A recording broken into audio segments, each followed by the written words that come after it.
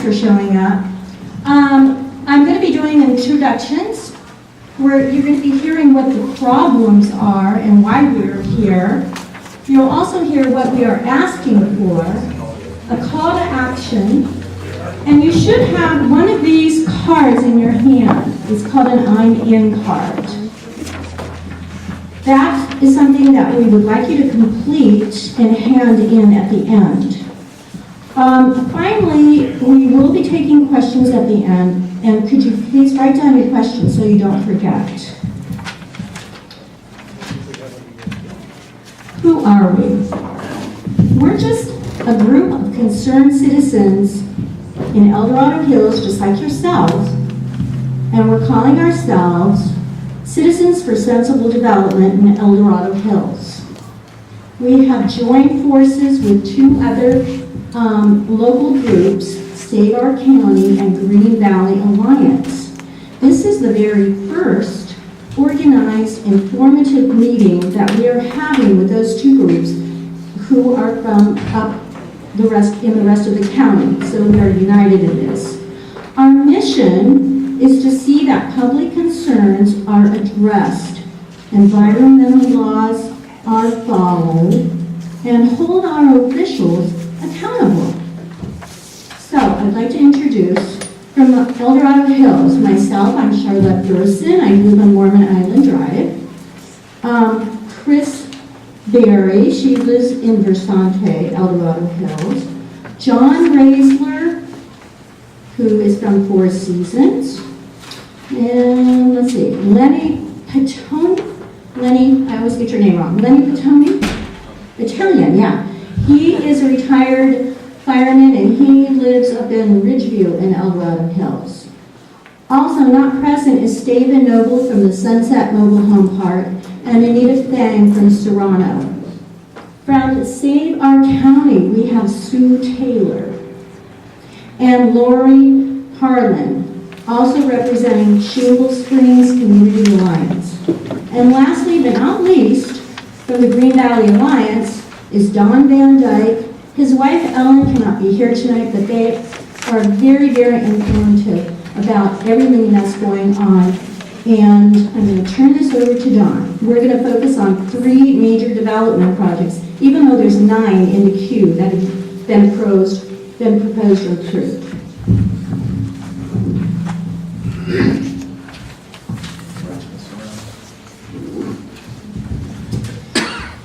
Well, hello. My name is Don Van Dyke. I'll go through some of the, at least what we perceive as some of the problems here. I think what we're seeing at this point is too many houses, too many people, too much traffic, and there are many more homes coming. And we'll go through some of these new projects that are being proposed. One of the biggest problems we're finding is the county's not listening to the residents, and we would like to change that. So we'll give some ideas for that in a minute. Here's a list of some of the housing projects in our area. There are 9 of them. Some of the biggest ones are down south of Highway 50. There will be about 4,000 homes going in south of Highway 50. In central El Dorado. Oh, you're between the speakers. Just move up front a little bit, yeah. In central El Dorado Hills, number 5, we've got a rezone of the golf course. Okay. Number 5? Yes. The golf course. The rezone of the golf course, which is actually the land, part of the land is right around us here. That would be about over 1,000 homes. Up along the freeway on the north side, we have.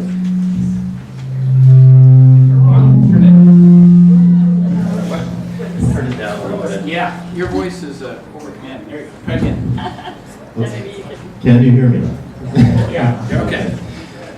So Saratoga Estates on the north side of the freeway is 316 homes.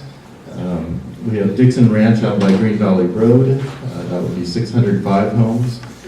And a large development up in Shingle Springs, over 1,000 homes. And we have various hotel and multifamily projects going in. So This is just in our county, and across the border here in Folsom, we have number 10, which is 11,000 homes going in south of Highway 50. So if you think traffic is bad now on Highway 50, wait until those 11,000 homes are built. Now, these are only the proposed projects. We still, in this area, have another 8,000 homes that have already been approved, but they haven't been built yet. So we have 16,000 homes just in this one small area, either to be built or being proposed. Here's a small example of one of the problems that we've had. The town center apartments, which were just recently approved by the board of directors, or board of supervisors, I'm sorry, of the county. A large developer came in with a proposal that was not even close to matching the requirements in our general plan.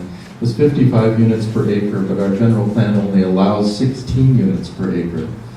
The building was 60 feet high with 15-foot projections above that, so 75 feet, but our general plan only allows 50 feet.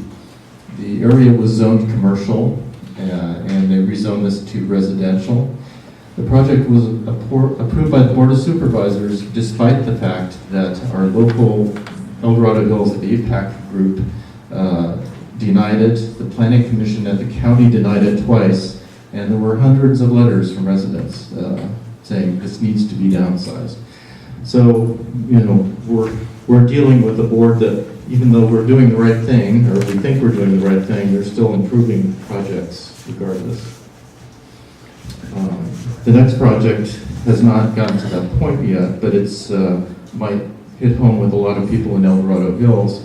This is the old golf course in El Dorado Hills, and the Parker Development is planning to do some interesting land density swaps and things, but essentially they want to build 1,028 homes and townhomes in this area. So that'll add about another 10,000 car trips a day onto El Dorado Hills Boulevard and the freeway. There's an environmental impact report that will likely come out on this soon, but it's a ways from approval. Dixon Ranch is a little bit closer in time frame. The draft DIR is out and comments are due on Monday. It's the last chance to comment on the draft DIR. This would be 600 homes out on Green Valley Road. All the entrances and exits to this project are on Green Valley Road. And as you can see there, this density that you see here is a far cry from the density of the surrounding neighborhoods, which is all 5 and 10 acre lots. Can I say something? During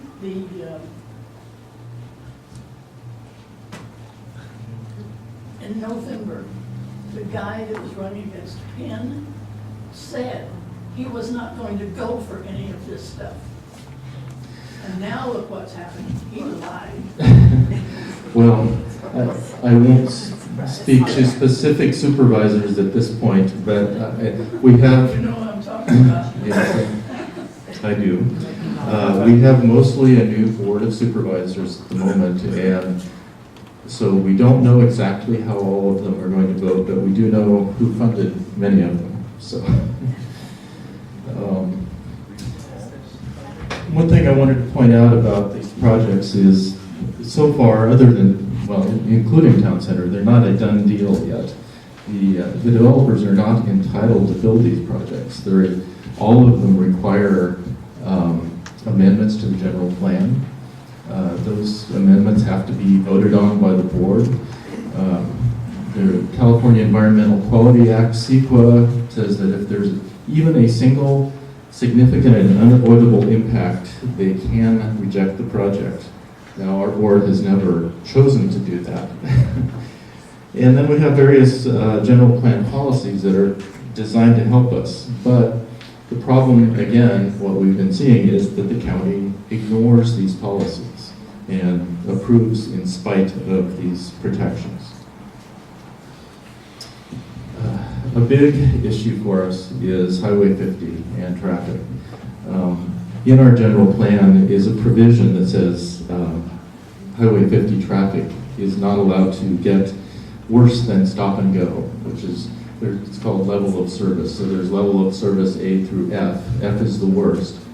Caltrans right now says the section of Highway 50 right near the county line is at level of service F during rush hour. And our general plan says Highway 50 is not allowed to go to level of service F. And in spite of that, the Board of Supervisors keeps approving projects.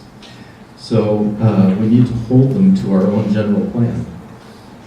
These provisions in the general plan were voted on by voters in 1998 and then a second time in 2008.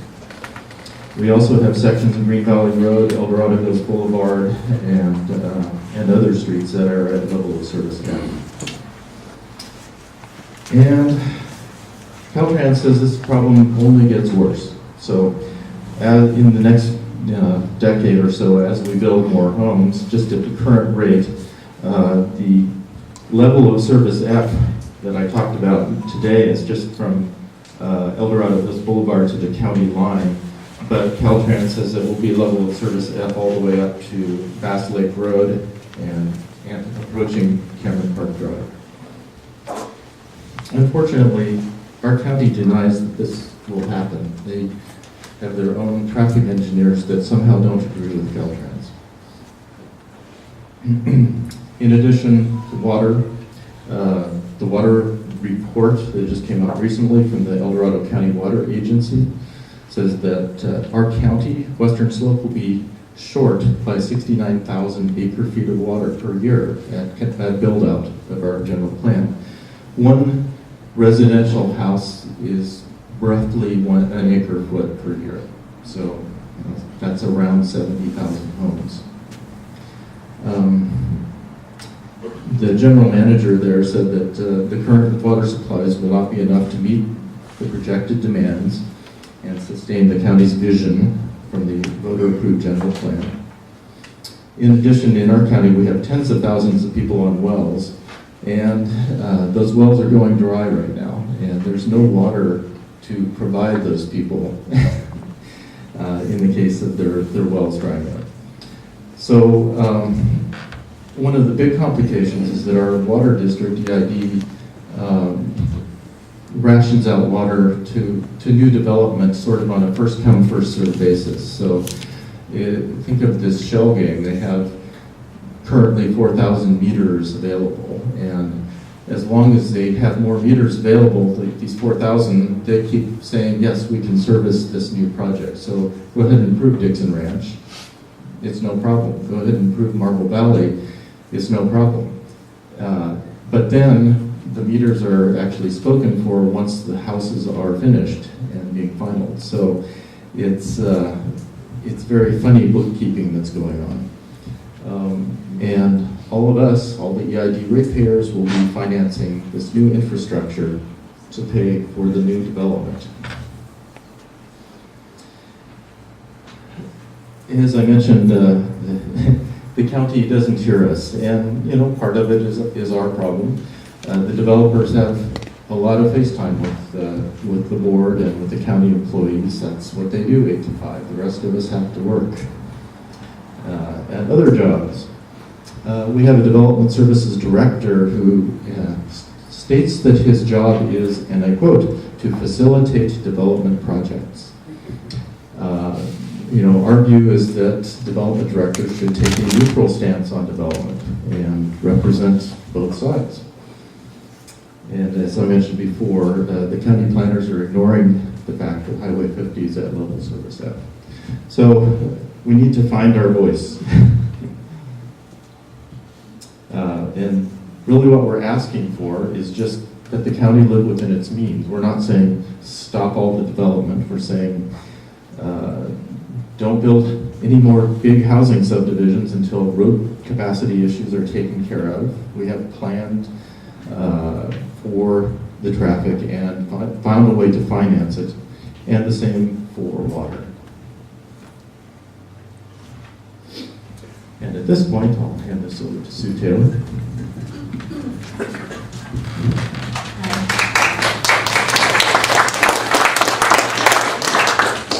So I'm Sue Taylor. I'm part of a group called Save Our County, and we've been kind of at this since around 2007 and 8. I'd say I was at 7, and then we started.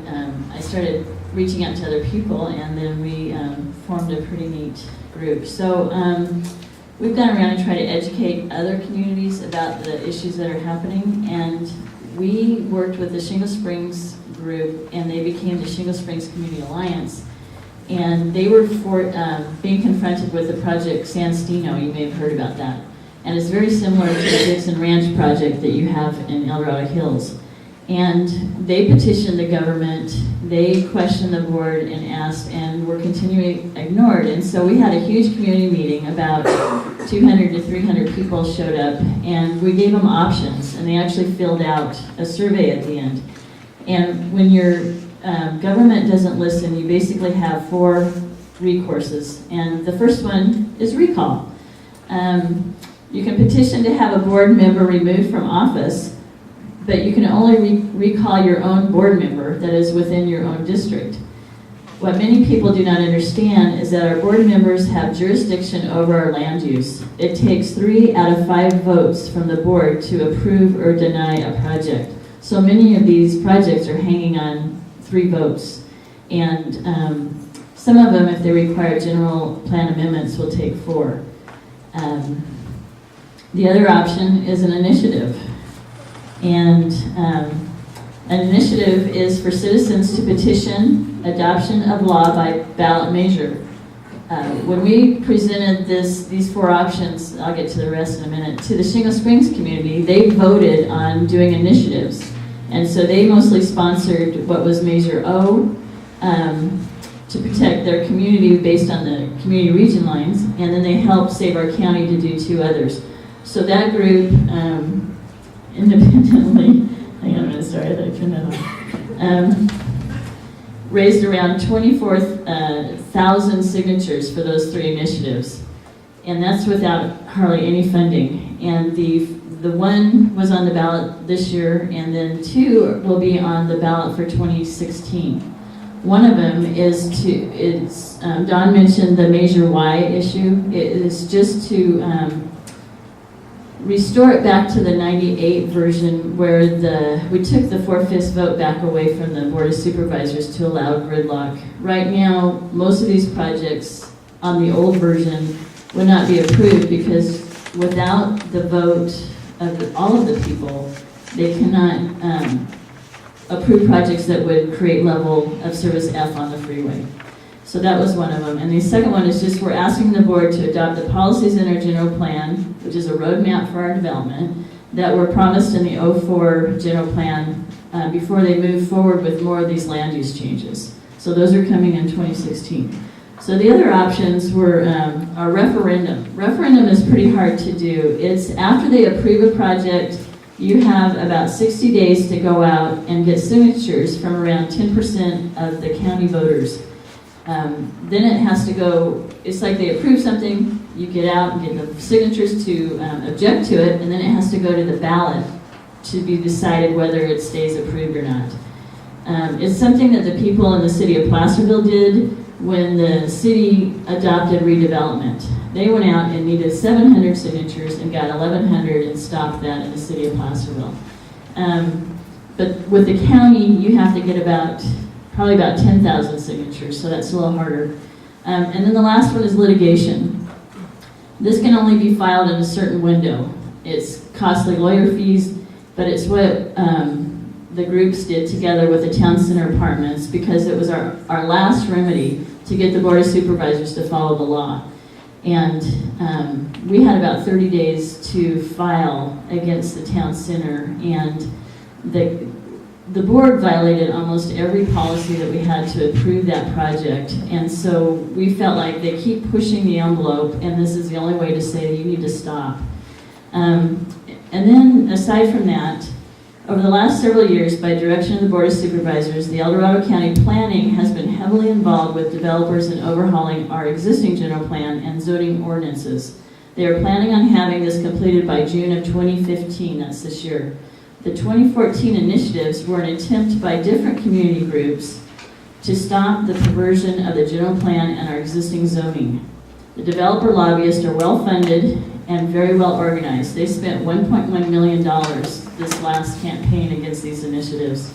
This has made us realize that we need to do more work in educating the public on how they can take action before we lose our quality of life in El Dorado County. Thank you. Could I ask you a question? We're going to have questions and answers at the end, and we'll do that.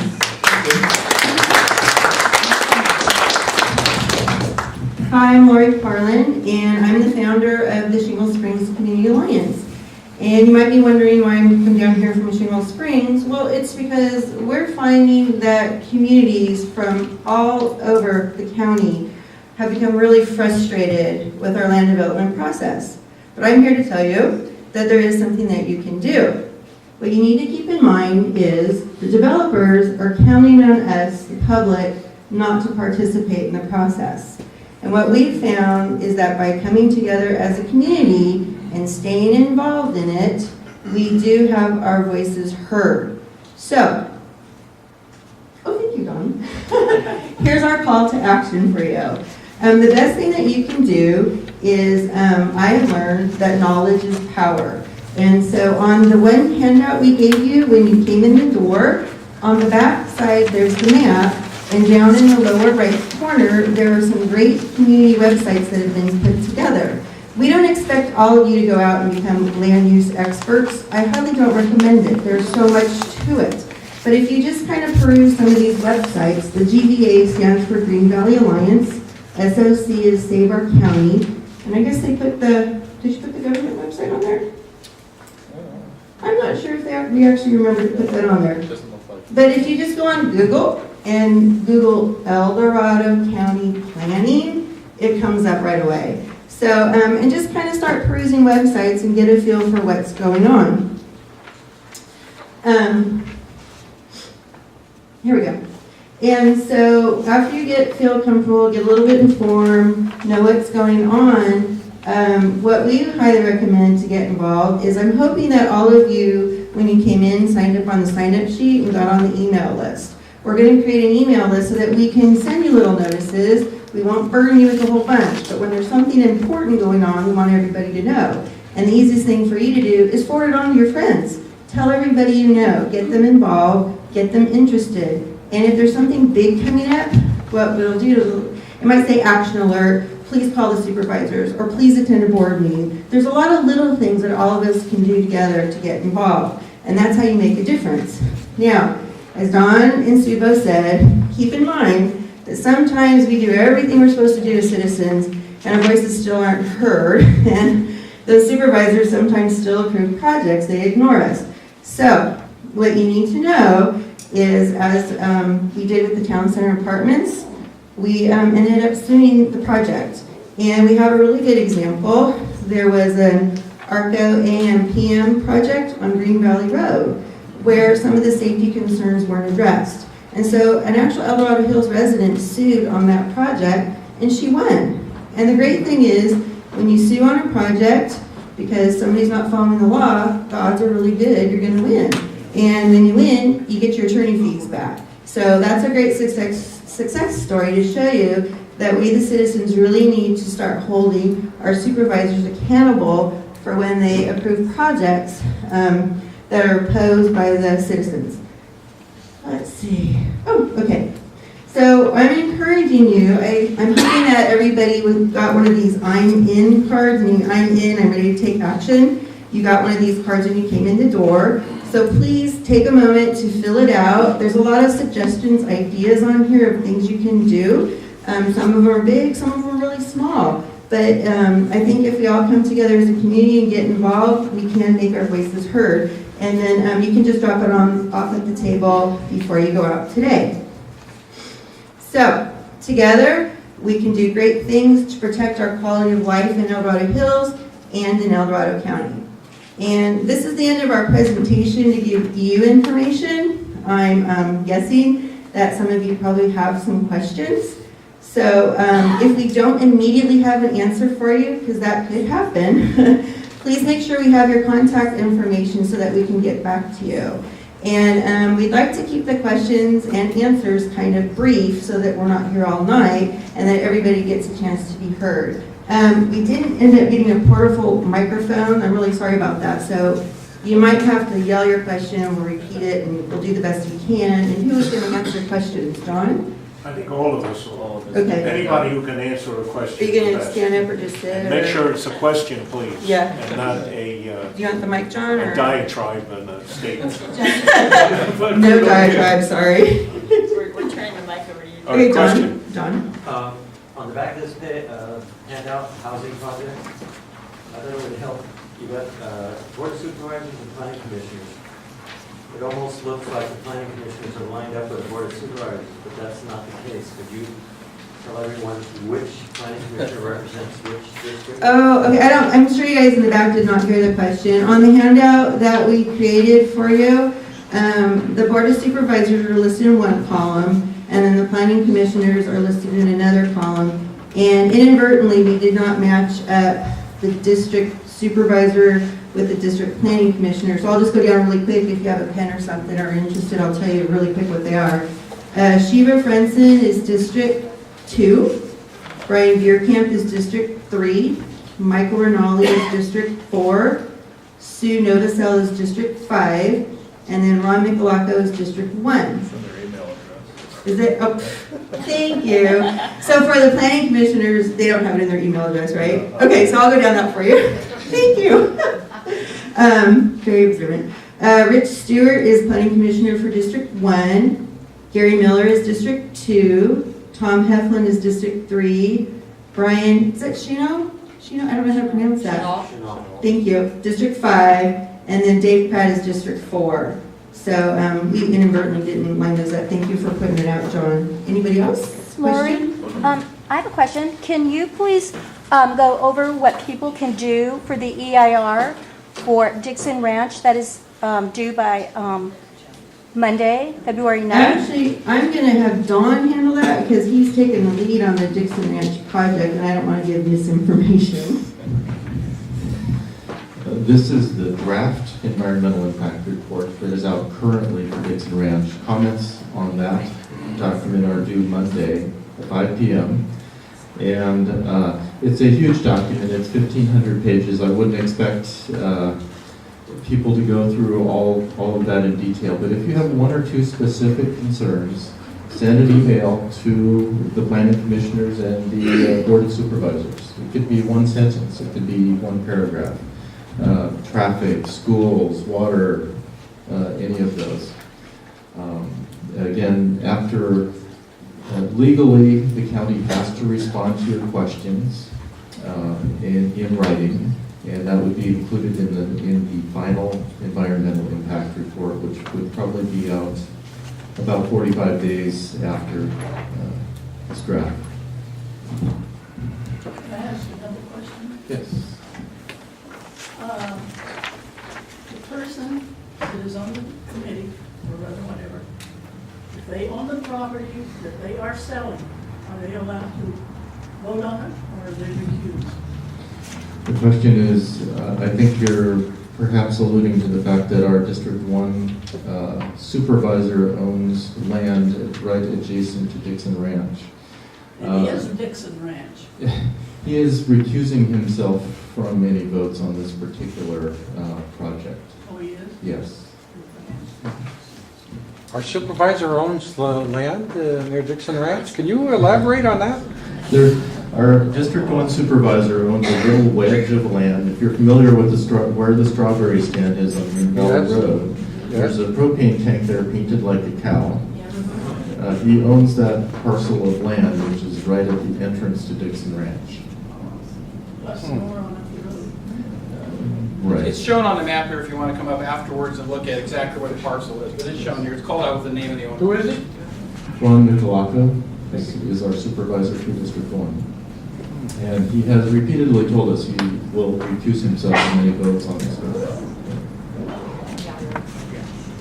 Don, does the El Dorado County Council have anything to do with advising the board when they are clearly overstepping their authority and approving these projects? Well, they can. Frequently, the supervisors do not ask council, and at least historically, council has not really volunteered an opinion on which way the board should vote. They go ahead and let the board vote.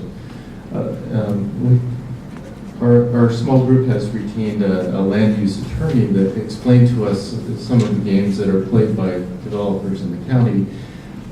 Essentially, the biggest ploy that's used is the developers and the county approve all the projects, and then they see if there's anybody serious that will sue them. And so, unfortunately, many of these cases boil down to the fact that you have to sue to get the county to stop the project. And so, this is the approach that we've started taking with, as Sue mentioned, with the Arco AM/PM market and town center, and we may well have to do it on some others. Now, as they mentioned, also we get our money back when we win, because these cases are so bad. So, is there anybody in this room that would actually like to run for the Board of Supervisors? I'm serious. The other option that wasn't mentioned was, if we were a city, would we have this problem? I can't understand why the Board of Supervisors from South Lake Tahoe can vote on whether or not there's an apartment building in El Dorado Hills. Now, Yes. South Lake Tahoe and Placerville are both incorporated cities. Yes. Does our Board of Supervisors have the ability to vote on an apartment building in South Lake Tahoe or tell them how to run the ski areas? One, should we actually be considering recalling the Calaco? Should we be looking ahead 2 years towards putting a candidate in there? And,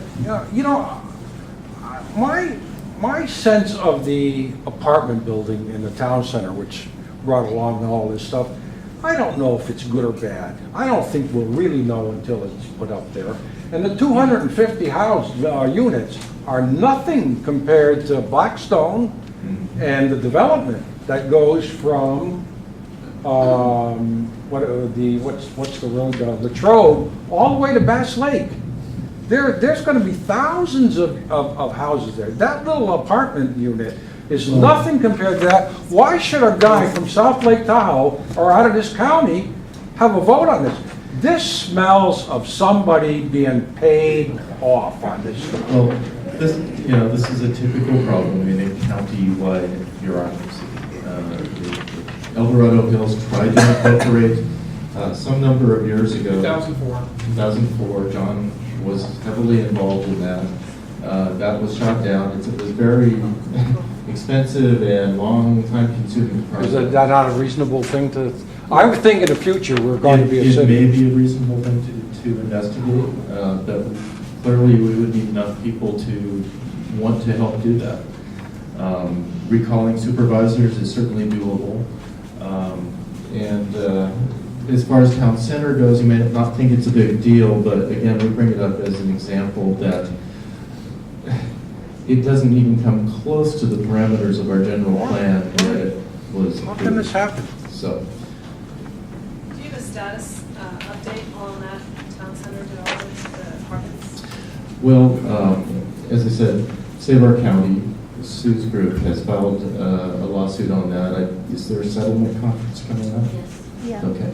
So I think there's a court date that has been picked for a settlement conference. I don't know if the developer will be settling on that or not.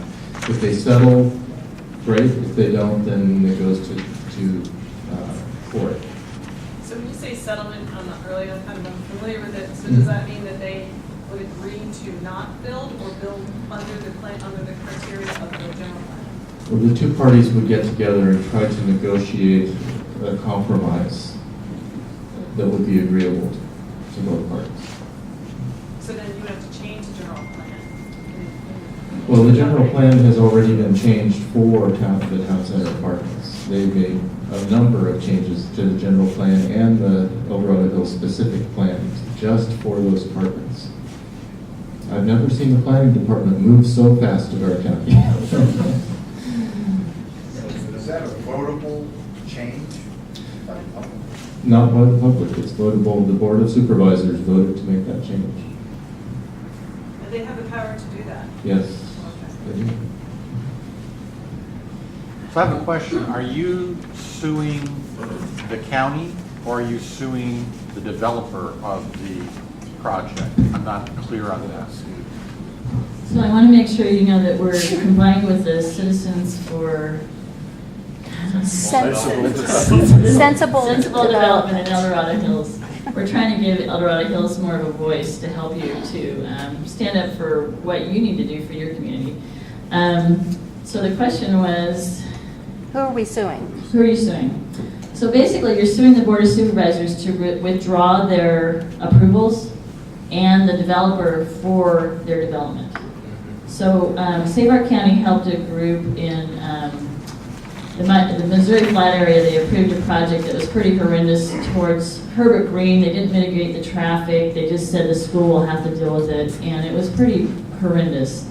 And so we went ahead and filed a lawsuit on that project, and they ended up withdrawing the project in entirety because they basically, when they approve a lot of these projects, they break a lot of laws, and after 30 days, that remains, that stays. And the only way you can call them on it is to sue them. And so that's why so much of the time you can actually win, because they've actually violated the law. But they take the gamble because financially it works out. And sometimes they get, they negotiate or do different things. So our take is that they got to comply to the general plan that we have when it comes to that project because of all the changes that they made to allow for it.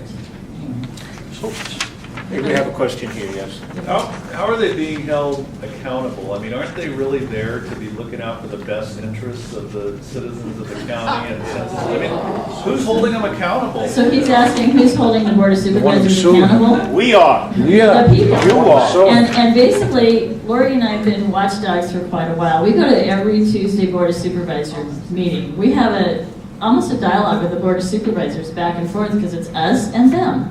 And we challenge them on their water issues, we challenge them on the forest issues, and we bring it up every Tuesday, and they nod their head and agree and move forward. So without education for the public and for people to get informed, if you're informed, it can really change things. If you start electing people that's really basically do what they say they're going to do, or is really what's the word, to represent the people. That's what they're supposed to do. And that's what, and you mentioned about a city. I've been involved with the group in Placerville. We have, the only thing about the city is you're smaller numbers, so it's easier to get signatures and things like that. But you also have another layer of government. And we have sued the city over the roundabout that it was really going to impact a lot of businesses. So I don't know if you heard about the roundabout lawsuit, but we had to sue. 20 business owners came into the city and said, do not do this, it's going to impact our business. And they blew them off and did it. So they got together and sued. We helped them with all the paperwork, and they sued the city, and they won. And then they said, okay, well, winning is basically they didn't do what they had to do by law. So now they're going to spend $350,000 doing what's required by law and continue with the project, even though no one wanted it. So then they continued, and we did Measure K, which was no more roundabouts. We just got fed up. No more roundabouts in Placerville without a vote of the people. So that passed. So now they said, well, we'll just do a 4-way intersection there, where there's a historic monument right in the middle. So now we're going to have to challenge them on a 4-way intersection. And so having another layer of government isn't always a great thing, but you have to consider your options and your pluses and minuses. So can you give us some details about how this suit's supposed to work? Is this going to be heard by a judge at a certain time? Mm-hmm. And what is it costing? So you're probably looking for donations. How much money? Donations would be nice. Yeah, but what do you see as the cost of this suit for the lawyers and stuff? we're pretty open about anything. So we actually negotiated with our lawyer for a cap, and we, for $20,000, we're doing this lawsuit. Which is, it's That's- amazing for what we're doing. Most of them would ask for $100,000. That's the total cost you see is $20,000. They must be sure they're gonna go all that bad. They, because we violate the law so well, and actually, beyond that, which we're really concerned about, is the overhaul of our general plan. This is gonna be massive. They're rewriting our entire general plan, changing the way your land use and zoning works. Your zoning's gonna be converted to a different standard. To suit the development. Yes, they want. it's going to increase densities throughout the county and do a lot of other horrible things. And so the only way to stop that, again, will be a lawsuit. And we have been telling the county that if you move forward with this, we will be suing you. But And when will that be decided? the LUPU? Oh, I'm sorry. General plan review. Is it general plan? No, the lawsuit. When are you going to? Oh, for this one? Yes. Soon. Well, I think it's February 19th. Is Well, the May court date. 12th, I believe on May 12th, they're going to sit down with February judge. Yes, 12th. February. on February February 12th. 12th, they'll sit down with a judge and hear both sides, and then they will decide where they'll It's this proceed from month. there. I have the dates exactly. We could actually post those on our website if you're really It's interested. February, yeah, it's February 12th. But February 12th is the Settlement. settlement hearing. It's at the board. It's at the. It's not public. Oh, never mind. You don't know this. Well, I it's mean, just, the public's not invited, it's a, You're it's not a invited. meeting with the I'm sorry. lawyers. We can tell you about it, but don't show up, because they won't let you in. It's basically in a Outside room. Picket signs, right? You could. You yeah. can come with picket signs outside the That building, yes. But basically, it's just between the people that filed the lawsuit and the developer. And then if that doesn't get settled, there's a court date that anybody can come to on February 19th. Yes. Yes. That'll be a Placerville. It's in Cameron Park. At Cameron Park, yeah. Yes. And what will the decision be? This is the town center apartments? Yes. You're going to approve it or not approve it? Is that? It's The gonna- judge will look at, basically what they do is look if the county followed the law. And if they didn't follow what's required in the environmental law, they will have to go back and do that. So they may just say they didn't follow it. They may go and then again, they'll yes, they may continue again go with it. back through the process, and then it'll start over again, but they'll have to spend a lot more money when they go through the next time. And again, the Board of Supervisors will have to say yes or no. And we feel like if the public was more involved and aware that there really needs, when there's only 10 of us down there saying, don't do this, it doesn't do much. So that's why we're doing the education, is that we really want more awareness. One of the grounds of the lawsuit is what she's referring to, but the lawyer has put in there, is the Board of Supervisors are abusing their discretionary power. So that is one of Yeah, the so she was major. mentioning that one of our issues is that the Board of Supervisors continues to abuse their discretionary powers. Again, we said 3 board members can pass these projects on any day. And so they have a lot of discretion over our lives, basically. And that's what we're challenging, really. Are they required to have a quorum for this vote, or do they, just 3 of them show up and all 3 of them vote yes and it passes? If there's 3 in attendance, I'm pretty sure they can, and they all vote yes, then it passes. That's right. Yes. Do you know the names of the supervisors who have not voted for? The only one that did, she asked who didn't vote again about this project. So Shiva Franzen was the only one that voted against the town center apartments. But we have these board members now. Right, Mike Rinaldi. So when they approved that, they weren't on the board yet, right? Right. Right, so our 2 new supervisors that came in January, they did this, wasn't it the last meeting of the last of the year? The last meeting at the Board of Supervisors is usually the worst. It's the most nauseating because they hold everything to the end and then they pass everything. It's just, while you're at Christmas or Thanksgiving or doing things that you're not wanting to think about that during the holidays. So that was passed, and then we got 2 new supervisors in January. And we've been kind of watching how they would vote, and I think there was one issue that came up And We're watching. we're We're watching. watching them. How's that? And one strike against them, but we're watching. Who are the two new? Michael Rinaldi and Sue Novosel from Tahoe are the two new supervisors. Just the gentleman up in front, the Board of Supervisors is only there for the unincorporated areas, so Placerville and South Lake Tahoe are cities. They have their own city council. Yeah. So that supervisor in Lake Tahoe has like Myers and all the unincorporated areas around it. So South Lake Tahoe has their own city council. Yeah. You guys are hearing a lot of stuff, and it's a lot to take in right now. I'm going to try to simplify this as best as possible. We have a general plan in our county. It's a living, breathing document. When they go to Dixon Ranch right now, for example, Dixon Ranch may be 100 acres. In the general plan, it says you can build 10 houses on 10-acre lots. And the developer buys the property. We're okay with 10 houses. That's no big deal on a 10-acre lot. We're fine with that. Then the developer buys the property and says, oh, by the way, I'm going to build 650 on that. I'm going to do little quarter-acre lots.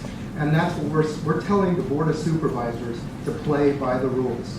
Another example, right here, if you live in Dorado Hills, which I'm real concerned about. This golf course is 100 acres. Lenny, do you want to come use the mic? No, so they can hear me. The golf course is 100 acres. The golf course is zoned open space. Mr. Parker should not be able to do anything with that except for rebuild the golf course or sell it to our CSD and build a sports complex, which they'd like to do on the one side, okay? So what these developers do is they get together with our Board of Supervisors and they amend the project. They go, you don't need open space anymore. We want to build 1,000 houses there. So what we're asking our politicians to do is play by the rules. If it says one home per 5 acres, you don't buy 5 acres and then say I'm going to build 7.5 homes on little quarter-acre lots. The general plan spells out what can be built there. The Board of Supervisors can make amendments and change that. Play by the rules. That's all we're saying. Question is the rule considered law, are the rules considered law? And if they're breaking the law, it would be obvious. Our Board of Supervisors is not breaking the law. They can make amendments to the general plan. So they can, if they can get 3 out of 5 votes and say, instead of you building 10 homes here, this developer now wants to build apartments. He wants to build 600 homes. What's our recourse for that? Well, we had talked about that. Our recourse is recalling our supervisors, voting in other supervisors, putting pressure on our supervisors in terms of how they vote. We have successfully done this in the past on another project where we got 200 people and packed the room and embarrassed the supervisors into voting the right way. And that does work. What is the justification for all this high density housing? Money. It's pure, yeah, that's the bottom line. We don't need the high density housing here. In fact, as I mentioned, our general plan prohibits Highway 50 being at level of service F. It's already at F. How's it going to be after we add another 30,000 homes? Not good. I'm kind of confused because you said that they have the right to amend the general plan. Yes. Then you were saying you're suing them for Abuse of discretionary powers. They have the right, but they're almost abusing it to this point. So that's what you're suing, is the abuse of power, not so much as what they did, because what they did is apparently okay, based upon. They can legally make modifications to the general plan, but the environmental studies that were done to push these projects through was, the environmental studies were done illegally. So, for instance, and this is very common, they just gloss over all of the problems in these. They say, for instance, on Highway 50 traffic, they don't even list their projections for Highway 50 traffic. They're required to. And so, any other questions? How about Green Valley Road? Green Valley Road is the same way. It's not allowed to operate at level of service F, but it does at the county line. I think it's a freeway. That's right. Any other questions? Don mentioned the Green Valley Road analysis, the study that was done. At least we have a baseline for Green Valley Road, which we don't have anywhere else that I know of in El Dorado Hills, so that's important. Yes, the Green Valley Alliance, our group a couple of years ago, collected several hundred signatures and were able to persuade the board to conduct a study along the Green Valley corridor. And that report actually did come out and found many, many problems with Green Valley Road, like 42 private driveways dumping out onto Green Valley Road, no pedestrian access, no bicycle, improper bicycle lanes. The list goes on and on and on. But at least, you know, we have a baseline now of that Green Valley corridor. If Dixon Ranch wants to build there, they should be responsible for fixing some of those issues on Green Valley Road. Yes. Probably a silly question, but is there no oversight to sequence documents from outside parties to ensure their completeness? There is. Outside agencies are required to comment on certain portions of environmental documents. The State Water Board and Caltrans and various other entities, but unfortunately they get so many of these applications that usually it's just kind of a rubber stamp sort of mechanism. I have another question. Yes. They talk about EID on there for water, but they don't mention sewage. Well, EID is responsible for sewage also. Did you have a specific question about sewage? No, I didn't, nobody has said anything about the sewage, and I wasn't aware Okay. that the EID is what is going to be happening. Yes. But they should mention that. Don, I think people might be interested to know that what we're kind of thinking about is this might be the first in a series of community meetings to provide information to the community about what's going on. We're not going to touch on it tonight, but I think you would be fascinated to know what the plans are for White Rock Road, the Latrobe, and this big intersection, big interchange, Silver Valley Parkway. I mean, this is just the first in a number of projects that are coming forward that we need to know about. Yes, White Rock is being widened to a 4-lane expressway that goes all the way down to Highway 99, and this will be 6 lanes through El Dorado Hills going up to the freeway. And so, you know, and Mather Airport expansion was just approved, so we will have a bunch more cargo jets flying over this area now too. So there are lots and lots of things, and we'd love to have more meetings and inform people so you can get involved in any particular issues that you are interested in. Other than the obvious developers, are there any groups that are actually in support of this development? Well, there may be. I don't know of any resident, you know, normal residents that are very much in favor of these, you know, most of these projects. Chamber of Commerce is in favor of it. Yeah. I would like to ask his question. When we went to the board and to the planning commission, we had a great number of citizens like yourself come down and say no, they were against this, and then the chamber and the builder had people come down and say that they were for it. And I happened to be there where one of the people from the builder's friend had said, well, what do you want me to say? Well, say that you like it. Okay, so what you have is, you have the people, the residents who live here, who are basically against this project, and you have the builder who has talked to some of the people in town center and said, look, you know, this might be good for your business, come in and talk. So you have two different groups, but they're, you know, when you talk about abuse of power, their own planning commission said don't build it. APAC said don't build it. Citizens went down and said don't build it. Supervisor said build it. So that's what the lawsuit is about. This is so simple, I'm sure everyone here knows, but I don't. What really is APAC? I was going to say you did. I know. Well, I've there's heard John.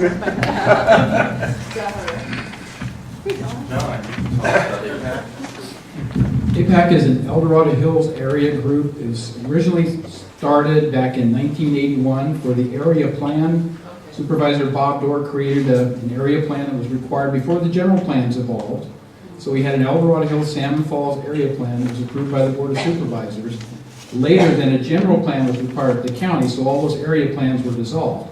So APAC at that time rolled into Area Plan Advisory Committee as opposed to planning.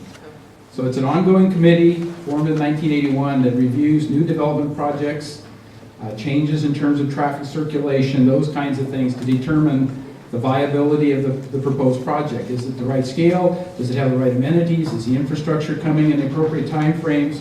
Those are the kinds of things that APAC probes into and tries to determine. Then it submits an advisory report to the Planning Commission, the Planning Department, and the Board of Supervisors once we've made a determination based upon a vote of the voting members as to whether we're in support, conditional support, or not support. So in this case, it was 6-0 was the final vote on the El Dorado Hills Town Departments for non-support of the project as proposed. In the opinion of APAC, it was too large, it was overscale. We weren't against having apartments down here. 250 apartments without a mixed-use application, et cetera, just didn't make sense to us, so. Good. Okay, thank you. Looks like we're losing a few people. If you're walking out, please fill out this card. I'd like to add to that, because if you really care about the quality of life in El Dorado Hills in the future, it'd be really nice if you filled this out and got involved with the Citizens for Sensible Development in El Dorado Hills, because that's mainly why we're coming together, to get some more involvement and people that really become a voice for your community, so that you don't just get run over by all this. You know, I'm 68 years old. I've been through a bunch of these things in my lifetime. And we start out by saying, show up at the meetings and send in a letter. It doesn't work. They don't listen to you. And I thank these people who are suing. Money and power is what's going to do this. The people who are suing, give them some money. They got the guts to do that. Take and find a candidate to replace Michalako. Maybe start putting some pressure on him right now to recall him.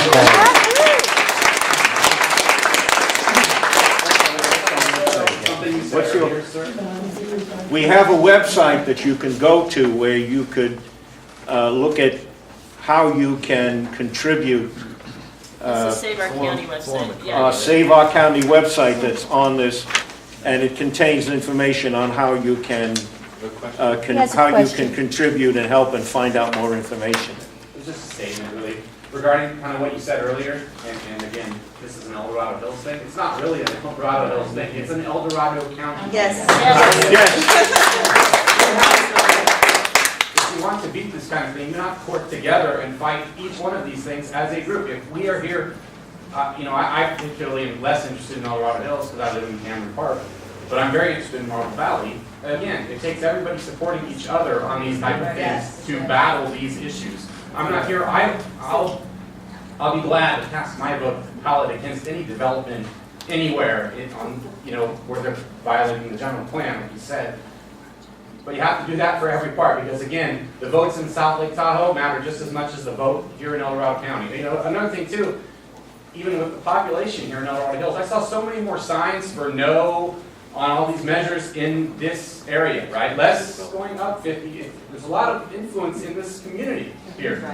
There's a lot of people in this area, and quite a few people I talked to weren't sure how to vote, or weren't sure they really About meant it. those signs, those were all paid for by Parker Development. Totally. The advertisements you getting paid for by Marble Valley LLC. Gee, I wonder what they want, right? Well, I have to say I appreciate that, because Save Our County, we've always looked out over the county. It's a county issue, and that's why we've helped other community groups try to get organized. And I worked a long time with the Shingle Springs Community Group, and a lot of members of Save Our County kind of dispersed into other community area groups.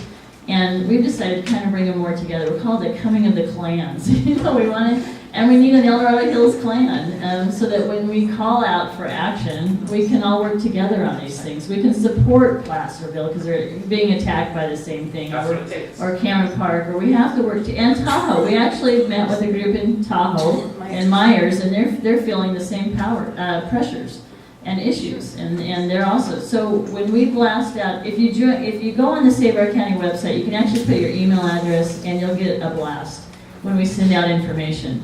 And the first people that usually respond back to that blast is the people in Myers. And they say, thank you for doing this. Thank you for coming together and trying to help the situation. Because if we don't work together, it is the same issue. We are all part of the county. We're not in a city. We're all linked together by all these issues. So thanks for saying Right. You know, I think a lot of people think that your group, you know, I'm a merchant in town center. Wait a minute, I got both of you at the same time. Hang on, can you wait 1 second? Okay. Yeah, I have a business in town center, and I think a lot of people down there feel that, you know, the group that's opposing the apartments are really, you know, don't want any kind of, you know, prosperity or build in El Dorado County. But that's untrue, because I think it's just, you just want it done properly, and you want sensible building. And I don't think that they get that. I think they're trying to push you into being like these really crazy people who just want, you know, total ruralness, and that's not who we are. And I think we really need to get onto our next door neighbor, if you guys are on those websites or Facebook, and really get it out. But that's how I get it out to people that I want to reach. It's our next door neighbor. It's a site that goes to all the neighborhoods in El Dorado Hills, and it's been fantastic in getting, you know, just all kinds of information to everybody. I appreciate, she shared that, you know, we're just trying to do sensible development. We're asking our board to do those things and to, you know, share that information with other people. That is the other issue, and I'm glad you brought that up. One of the biggest challenges we have is our chambers. They get funding from the county, and there's almost a public-private partnership that goes on with that. And if you look at who our chamber is, the Parker Development has been the president, Sierra Pacific Industries, PG&E, AT&T. Those are the main leaders of our chamber in El Dorado County. So you have to know who it is. And then we have so many small businesses, and those are the ones that we like to support. but the ones that seem to be running the chamber are those that are they were the big force against these initiatives. They created a PAC actually to oppose the initiatives through that chamber. The one that we should be. Oh wait, yeah, One that we should be getting rid of is that guy in Coloma, because he's the one that got Ken out of that, and he lied about everything, so he should be recalled, as far as I'm concerned. She wants to recall the one that just got elected in District 4. So, well, I would say give him about 3 more votes, and then I would love it if people would come and see how he's voting and make that decision. Because they're right now on they're making the votes, but nobody's watching. If you're watching, it's going to make it really harder for them to do what they're doing. Are the board meetings videotaped? Yes. And Yeah. are they televised? Yes. Yeah, he asked if the board meetings are videotaped. You can watch these live. They stream. You can watch it live. I've seen people run down in their pajamas because they're so mad about something because they were watching. And then they're recorded, so you can go back and look at them. And actually, last Tuesday, the water agency came and gave a full report about our water. And if you really want to know what's going on with water, that would be a really good thing to go back and watch that video.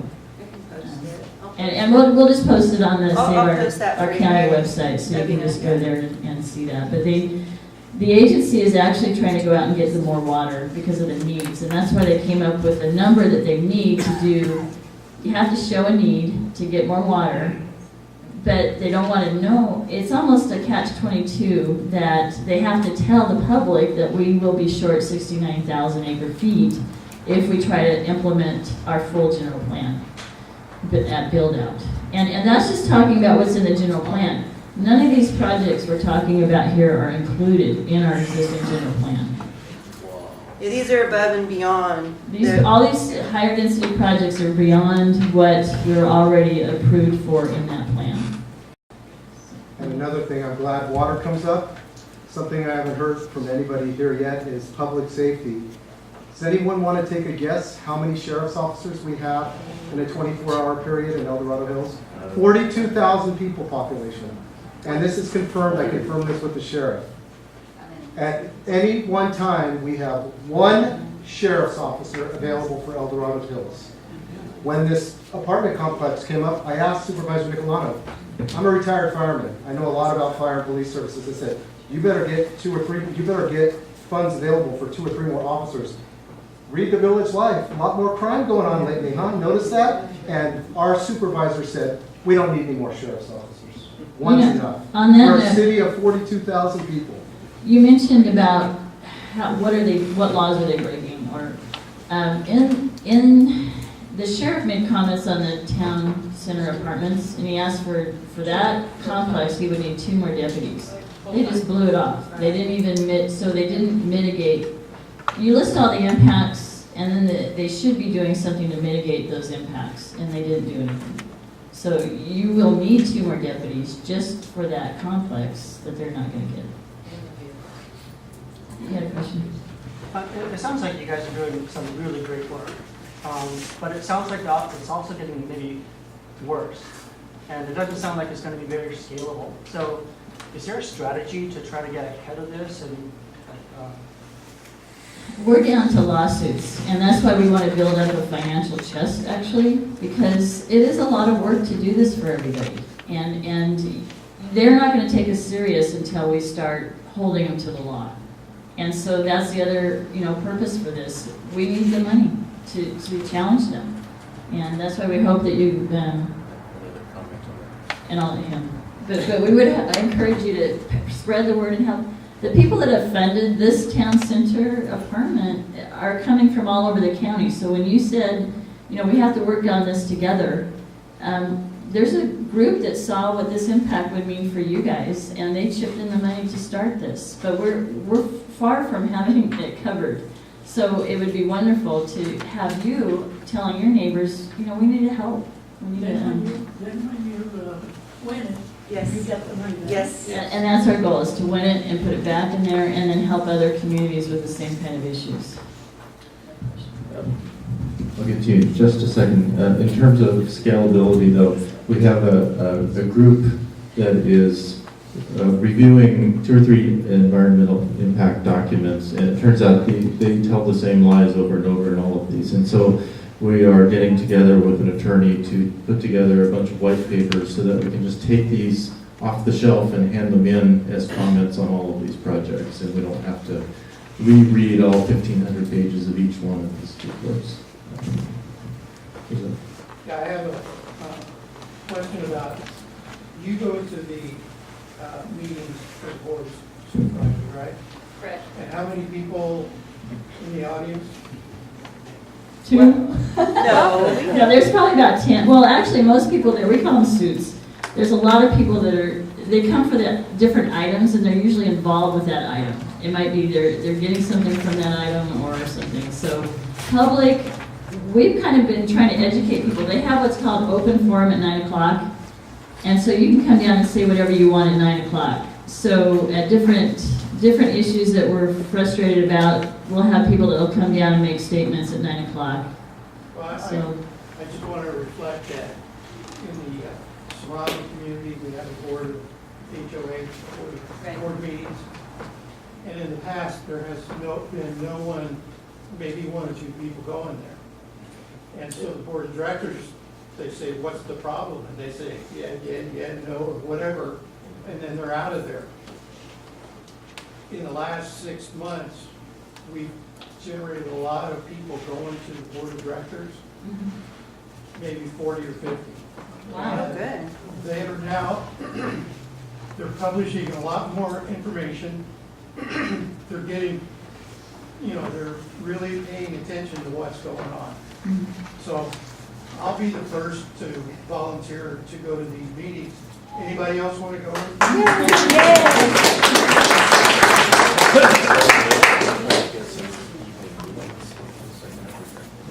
Oh, the meetings are from 9 till usually 5 or something. And the other thing, we're going to be challenging the board because we're getting pretty good at sharing our thoughts. They want to change the way that they're doing it. They actually have a policy for me. It's called, you used to be able to pull a little education on agendas. There's something called a consent calendar at the very beginning. And they batch everything they want to go ahead. It's pretty minor stuff. They think it's going to get approved. So they might put 15 things on there and just batch them and say yes. And that's called a consent. In the past, you used to be able to pull some of those off to talk about them. Well, I kept pulling stuff off. Why are we spending $8 million on a consent calendar? Should we talk about it? So after a while, they decided to change the policy that you can't pull them from the consent, but you can talk to them. So, and then the city turned around and did the same policy right after that. So, and now we had, I don't know if you're still here, didn't you, Chris, I think, brought up the consent calendar issue that we should be allowed to pull those items off to be talked about. The board can't discuss them really if they're on consent calendar. So they say, okay, have your piece, and then we're going to go ahead and move forward with it. There were some issues this last Tuesday about the fire, and a lady came in, she's lost 209 acres in the fire, all of it, and there was a Forest Service item on consent calendar, and she just wanted to ask some questions about it, but she wasn't given the opportunity. So we kind of lobbied for her to pull it off the agenda and let her talk to it, but they said thank you, and they ended up not doing that. So The Board of Supervisors is going to meet in March, right here in this building, on March 17th, so. Isn't that in the evening, or is that? It's all day. So most of the meetings they start at 9 and they try to get them done by 2 or something now, because Brian Beercamp's pretty much running a tight ship on getting those done quickly. We used to be there till like 8 at night sometimes, but they're going to, Michalako actually asked for one meeting to be held here in March. And I think it's more in the evening, but we'll post that stuff. You go to Save Our County. So the rest of the agenda, you have consent, and you can comment on an item on consent, and then after they discuss the consent calendar, then they go to open forum, where you can talk about anything that's not on the agenda.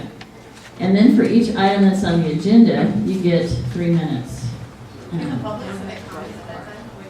And he said, Can the public submit their comments or concerns, like, it's a day meeting, right, so. 3 minutes. No, You got 3 minutes. oh, you can send a letter, you can make comments, you can email them. They have a pretty good website now that you can go and send it to the clerk of the board, and they'll put your comments or issues on that agenda. Which is nice, because then other people that don't think anybody's looking or thinking about it, you can go on that agenda and say, oh look, 10 other people have the same issue I have about this. So it's kind of nice to actually write those letters, but it's time consuming it takes a whole weekend to go through those agendas. Anyway, so what we do a lot of times, we'll go through it and we'll send out maybe the most critical items for people to make comments to. So I should probably wrap the thing. We really appreciate everybody staying. Oh, okay.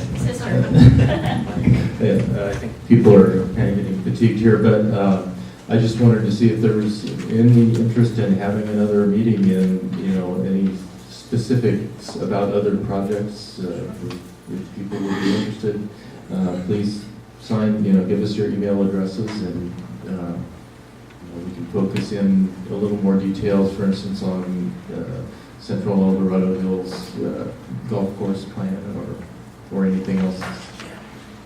So they can fill out the I'm in, and then Yes. you'll be on the distribution list, and then we can notify you when we're going to have another meeting on these. Fill out your I'm in card, and we'll notify you about upcoming meetings. If you want to put on here what your interest is, then maybe we can focus the next meeting on a particular topic. Okay, thank you.